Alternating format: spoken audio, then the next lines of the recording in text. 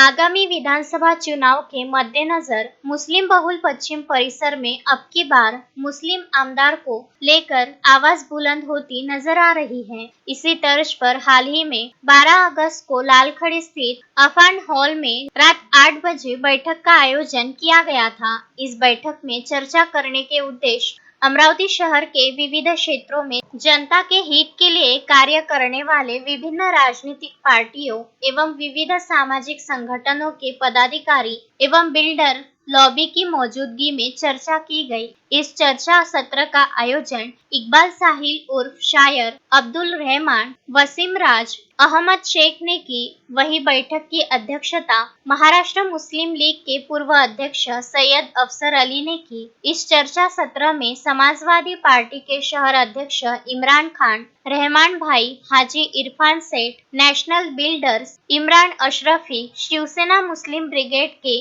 आया खान पठान, मेराज पठान, एडवोकेट शोएब खान, मानव अधिकार खिदमत खल के जिला अध्यक्ष शेख यूसुफ, डॉक्टर मतीन अहमद, इनकलाब संगठन के महसूद भाई, आबिद हुसैन, जुबेर भाई, उम्मत हेल्पलाइन, हाजी हारून साहब, दिलबर शाह, हाजी शबीर साहब, हजरत बाबा ताजुद्दीन ट्रस्ट के शेख जाकिर, भीम आर्मी के आहद भाई, नौशाद सेठ, राजवीर संगठन के संस्थापक अध्यक्ष तथा पत्रकार रहमत खान उर्फ प्रमुख की प्रमुख उपस्थिति में अब की बार मुस्लिम आमदार पर चर्चा की गई, जिसमें विविध मान्यवरों ने अपने अपने विचार व्यक्त करते हुए एक नारा बुलंद करते हुए यही कहा कि बहुत हुआ कांग्रेस पार्टी को, हर बार मुस्लिम समाज में कांग्रेस की इज्जत बचाने के लिए लगातार वोट देकर कांग्रेस को मजबूत बनाया है। हाल ही में हुए लोकसभा चुनाव में भी मुस्लिम समाज ने